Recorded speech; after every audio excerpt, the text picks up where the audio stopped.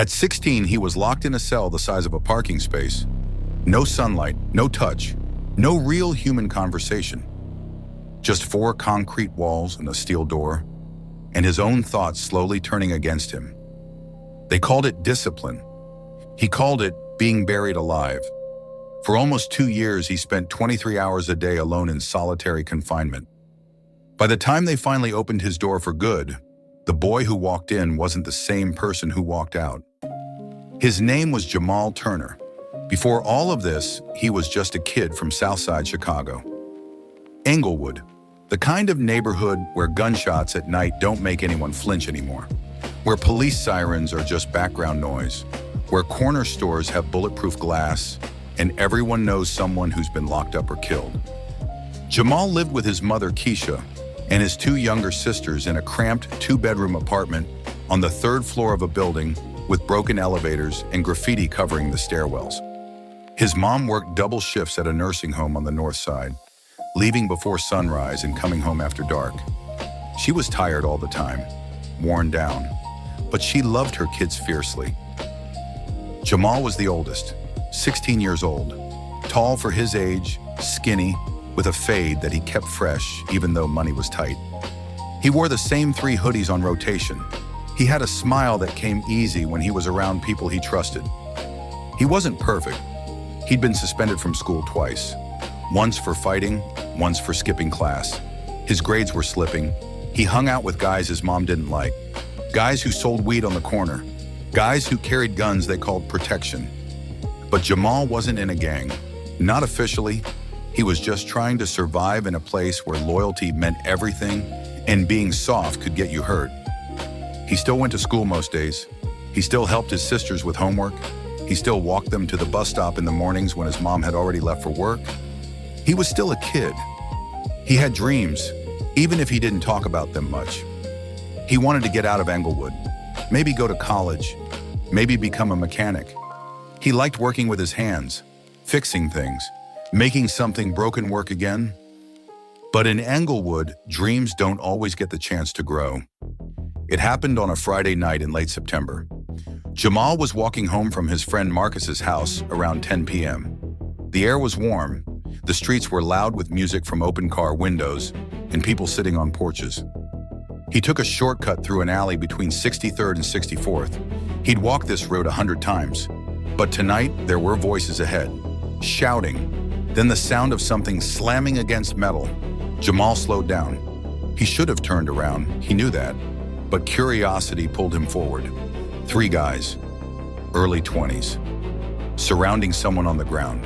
A 4th guy, younger, maybe 17, was going through the person's pockets. Jamal froze. One of the guys looked up, saw him. "Yo, what the fuck you looking at?" Jamal raised his hands. "Nothing, man, I'm just passing through." But the guy was already walking toward him, fast, aggressive. "You seen us, didn't you? You gonna run to the cops?" "No, man, I don't know nothing. I didn't see nothing." The guy shoved him, hard. Jamal stumbled back, hit the brick wall behind him. Then the guy pulled out a gun. Everything slowed down. Jamal's heart pounded in his chest. His mouth went dry. He could hear his own breathing, loud and shaky. "Take his phone," the guy said to one of the others. Jamal handed it over. No argument, no resistance. But then the guy on the ground groaned, tried to get up. One of the attackers kicked him back down. The sound was sickening, bone against concrete. Jamal's instincts screamed at him to run, but his feet wouldn't move. Then sirens, close, getting closer. The guys scattered, ran in different directions. Jamal ran too. Not because he'd done anything, but because running felt safer than staying. He didn't make it 2 blocks. 2 police officers tackled him to the ground, his face pressed into the pavement, his arms yanked behind his back, cuffs locked around his wrists. "I didn't do nothing," Jamal shouted. "I was just walking home." But the officers didn't listen. They found his wallet, his school ID. They asked him what he was doing in the alley, why he ran, who he was with. Jamal tried to explain, but fear made his words come out wrong, defensive, guilty sounding. The man on the ground had a broken jaw and a concussion. He couldn't identify his attackers clearly, but he said there were 4 or 5 of them, and the police had caught one, Jamal. Jamal sat in a holding cell at the Cook County Juvenile Detention Center for 3 days before his mom could scrape together enough money for a lawyer. Not a good lawyer, a public defender with too many cases and not enough time. The lawyer told him the charges: aggravated battery, armed robbery, and criminal conspiracy. The state was pushing to try him as an adult. Jamal couldn't believe it. He hadn't touched anyone, hadn't taken anything. He was just in the wrong place at the wrong time. But the prosecutor painted a different picture. A young man from a dangerous neighborhood, known associates with criminal records, fleeing the scene, refusing to cooperate. The victim couldn't definitively say Jamal wasn't involved. The other attackers were never caught. Jamal's lawyer advised him to take a plea deal: 3 years in a juvenile facility with the possibility of early release for good behavior. If you go to trial and lose, the lawyer said, you could get 10 years in adult prison. Jamal looked at his mother sitting in the courtroom gallery. Her eyes were red. Her hands were clasped together like she was praying. He took the deal. On the day of sentencing, the judge looked down at Jamal from the bench and said, I hope you use this time to think about the choices you've made.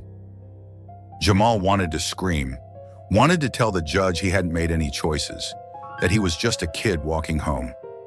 But he stayed silent. 3 years. He was 16 years old. The Illinois River Correctional Center for Juveniles was 2 hours south of Chicago, a low, sprawling complex surrounded by chain-link fences topped with razor wire. Guard towers, concrete buildings with narrow windows. Jamal arrived in handcuffs and leg shackles, loaded off a bus with 11 other boys. Some looked scared. Some looked hard, like they'd been here before. The intake process was cold and mechanical. Strip search, delousing shower, ill-fitting orange jumpsuit, plastic sandals, a thin mattress rolled under his arm. A guard led him down a long hallway that smelled like bleach and sweat and something metallic he couldn't name. His cell was 8 feet by 10 feet, a metal bunk bed bolted to the wall, a stainless steel toilet with no seat, a small metal desk, a single fluorescent light that buzzed constantly. His cellmate was already there, a kid named Rico, 17, stocky, tattoos on his knuckles. He looked Jamal up and down and didn't say a word. That first night, Jamal lay on the top bunk staring at the ceiling. The sounds were overwhelming, metal doors slamming, guards shouting, other inmates yelling threats or insults or just screaming into the void. He didn't sleep. The first week was a blur of confusion and fear. There were rules he didn't know, invisible lines he couldn't see. Don't sit at the wrong table in the cafeteria. Don't make eye contact with certain people. Don't ask too many questions. Don't show weakness. Jamal broke one of those rules on his 5th day. He accidentally bumped into an older kid in the hallway, a kid named Trey who was 19 and had been locked up since he was 15. Trey shoved him hard into the wall. Watch where you going, bitch. Jamal's instinct was to apologize, to de-escalate, but Rico had told him that apologizing in here was the same as admitting you were soft. So Jamal shoved back. Trey swung. Jamal ducked. Then guards were there, pulling them apart, shouting, slamming them both to the ground. Jamal was written up, classified as violent and non-compliant. 3 days later, the guards came for him. It happened early in the morning, before breakfast, before the lights came on in the main block. 2 guards appeared at his cell door. One of them barked his name. Turner, hands through the slot. Jamal's stomach dropped. He knew what this meant. He put his hands through the small metal slot in the door. The cuffs clicked tight around his wrists. They pulled him out of the cell, told him to strip. Right there in the hallway, they searched every inch of him.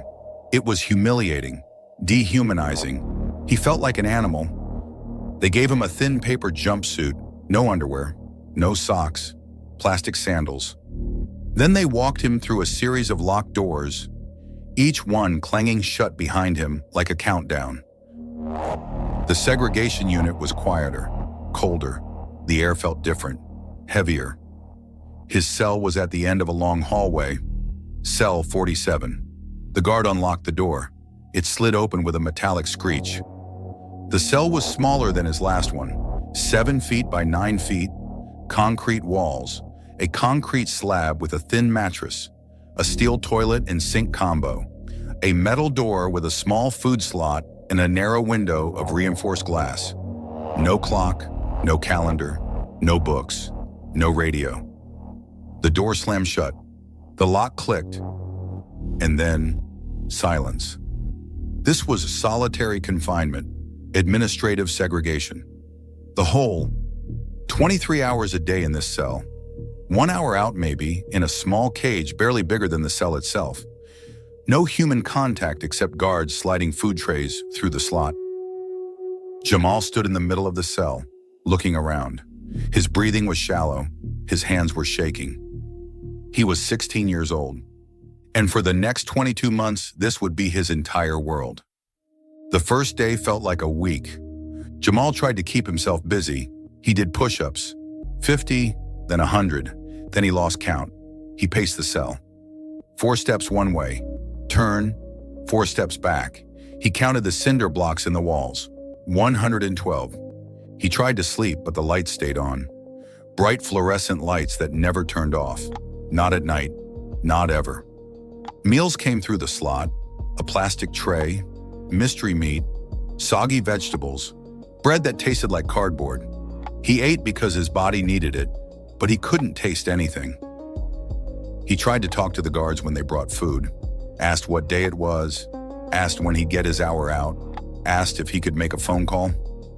They didn't answer. Most of them didn't even look at him. By the 3rd day, time started to blur. He couldn't tell if it was morning or night. The lights were always on. There were no windows to the outside, just a small slit of reinforced glass on the door that showed him a narrow view of the hallway. He started talking to himself, just to hear a voice. Any voice. It's okay. You're okay. This is temporary. Mom's gonna get you out. The lawyer's gonna fix this. Just hold on. But the walls didn't answer. On the 5th day, he got his first hour out. The guards cuffed him, walked him down the hall to a small concrete cage, 10 feet by 10 feet, chain link walls, a ceiling covered with wire mesh. No equipment, no other people, just an empty cage. 1 hour, the guard said, and locked the door behind him. Jamal stood there looking up at the sky through the wire mesh. It was gray, overcast, but it was the first time he'd seen the sky in 5 days. He wanted to cry, but he didn't. He clenched his fists and paced the cage until the hour was up. By the end of the first week, Jamal realized something that made his stomach turn. This wasn't temporary. No one had told him how long he'd be here. No one had told him what he needed to do to get out. He was just here, alone. After 3 weeks, Jamal started hearing things. At first, it was just the usual sounds. Metal doors slamming, guards' boots echoing in the hallway, other prisoners yelling from their cells. But then he started hearing voices that didn't make sense. Whispers, murmurs, like someone was standing right outside his door, talking just loud enough for him to almost understand. He'd press his ear to the door, listen hard, but the voices would stop, or they were never there to begin with.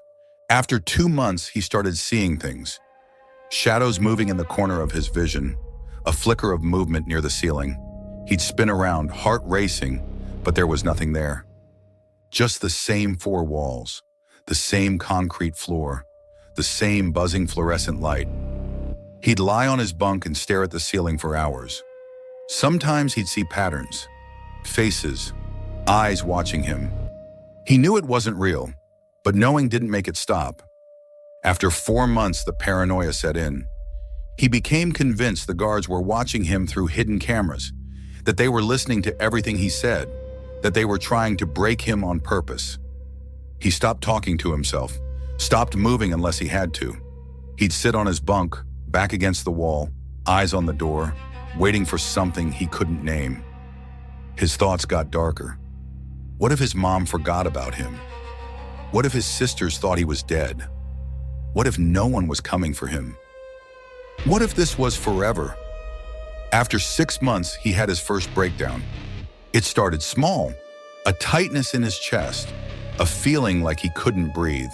He paced the cell, faster and faster, his breath coming in short gasps. Then he started hitting the walls, not hard at first, just tapping, but then harder, harder, until his knuckles were bleeding and the concrete was smeared with red. He screamed, a raw, guttural sound that tore out of his throat and echoed down the hallway. The guards came. They opened the slot and told him to calm down. But he couldn't. He kept screaming, kept hitting the walls. They left him there, let him tire himself out. Eventually, he collapsed on the floor, sobbing, his bloody hands pressed against his face. That night, lying on his bunk, Jamal thought about dying.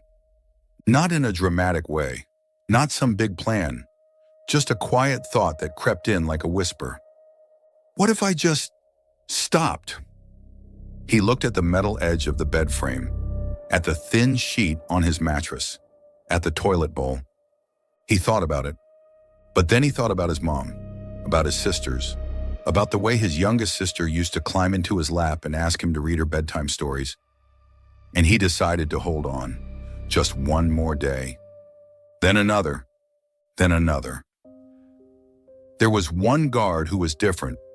Her name was Officer Williams, mid-40s, graying hair pulled back in a tight bun. She didn't smile much, but she didn't look at the inmates like they were animals either. Once, when she brought Jamal his dinner tray, she paused at the slot. "You okay in there, Turner?" Jamal looked up, surprised. It was the first time in weeks someone had asked him a question that wasn't an order. "Yeah," he lied. She looked at him for a long moment. Then she slid an extra carton of milk through the slot. "Eat," she said quietly, and then she was gone. It was such a small thing, a carton of milk. But it felt like the first human kindness he'd received in months. He held it in his hands for a long time before he drank it. There was another prisoner in the cell next to his. Jamal didn't know his name, but sometimes late at night, the guy would tap on the wall. 3 taps, pause, 3 more. At first, Jamal ignored it, but one night he tapped back. 3 taps, pause, 3 more. The guy started talking through the vent. His voice was muffled, but Jamal could make out some of the words. "How long you been in?" Jamal had to think. He lost track. 8 months, I think. "Damn, hang in there, little man. I've been in here a year and a half. You get used to it." Jamal didn't think that was true. He didn't think anyone got used to this. But hearing another voice helped. Just knowing someone else was there. Someone else who understood. His mom sent him a letter once. It took 3 weeks to reach him. The guards read it first, of course, checking for contraband or coded messages. It was short, just 1 page. Her handwriting was shaky. "Jamal, I love you. Your sisters miss you. We're praying for you every day. I'm trying to get you a better lawyer. Don't give up, baby. You're stronger than you know." He read that letter every day, folded it carefully and kept it under his mattress. When the darkness felt too heavy, he'd pull it out and read it again. It was the only proof he had that the outside world still existed. After 22 months, Jamal was released from solitary. Not because he'd done anything to earn it. Not because anyone thought he'd been rehabilitated. A new policy had been implemented. Juveniles could no longer be held in solitary confinement for more than 60 days without a review. Jamal's case had been flagged. A lawyer from a nonprofit organization specializing in juvenile justice had taken an interest. They filed a motion. A judge ordered his release from segregation. The day they came to get him, Jamal didn't believe it at first. The guard opened his cell door, told him to pack his things. He had no things. Just the letter from his mom. They walked him back through the same series of locked doors, each one opening this time instead of closing. When they brought him back to the general population, the noise hit him like a physical blow. Voices, laughter, shouting, music from someone's radio, the clatter of trays in the cafeteria, the buzz of fluorescent lights mixed with human sound. It was overwhelming, too much, too loud. He stood in the middle of the common area, frozen, his hands shaking. An officer had to guide him to his new cell, A cellmate tried to introduce himself. Jamal couldn't respond, couldn't make his mouth form words. That first night back, he lay on his bunk and stared at the ceiling. His body was out of solitary, but his mind was still trapped in that 7 by 9 foot cell. Jamal was eventually released from the juvenile facility 6 months later, just after his 19th birthday. He'd served nearly 3 years for a crime he didn't commit. He went home to his mom and his sisters.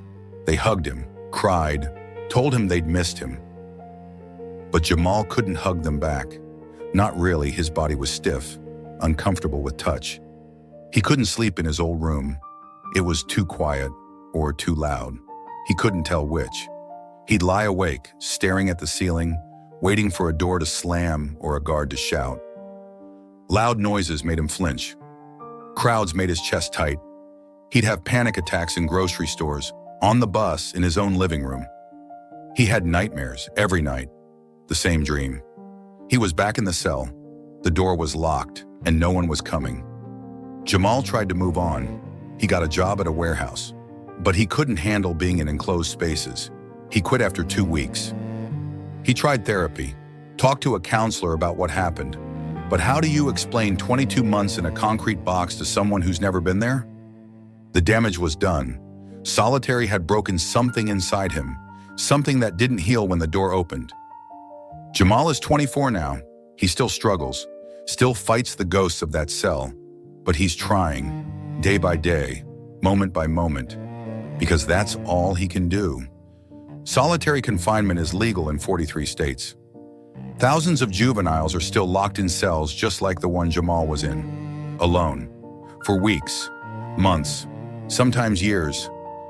They call it discipline. They call it safety. They call it necessary. But ask yourself this. Do you think locking a 16-year-old alone in a cell for years is discipline or torture? If you want more true stories like this one, you can subscribe. It helps these stories reach more people.